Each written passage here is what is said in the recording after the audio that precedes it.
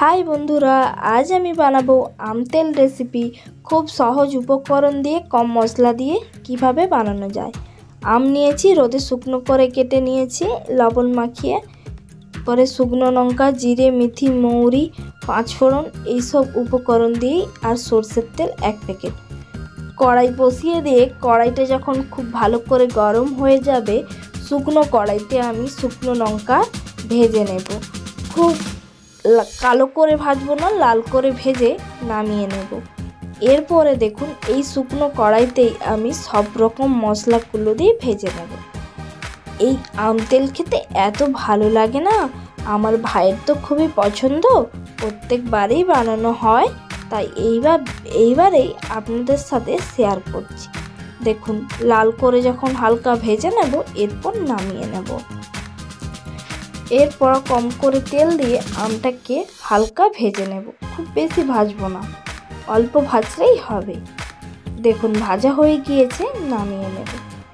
এরপরে প্যাকেটে 1 কেজি সরষের তেল ছিল, আমি কড়াইতে দিয়ে দিলাম। তেল খুব ভালো করে গরম করে নিতে হবে।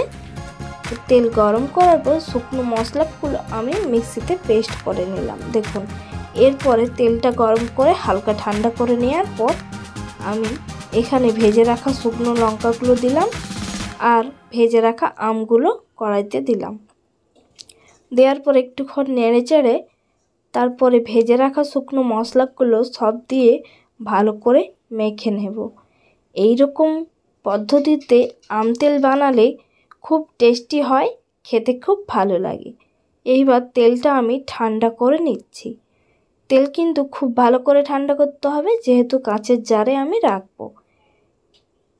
এই দেখুন, আমটা আর তেলটা কাঁচের জারেই রাখছি। কাঁচের জারে রাখলে সারা বছর আপনারা রেখে খেতে পারেন, মুড়ি দিয়ে খেতে পারেন বা আলু ভাতে মেখেও খেতে পারেন, খুব ভালো লাগে। কিন্তু এই রেসিপি আপনারা অবশ্যই বাড়িতে বানিয়ে খেয়ে দেখবেন, আপনাদের খুবই পছন্দ হবে। বাধ্য আমাকে বলবেন যে রেসিপিটা এতটাই ভালো হয়েছে, খুব ভালো। রোদে জার রেখে দিতে হবে, অনেক বছর এগুলো থেকে যাবে।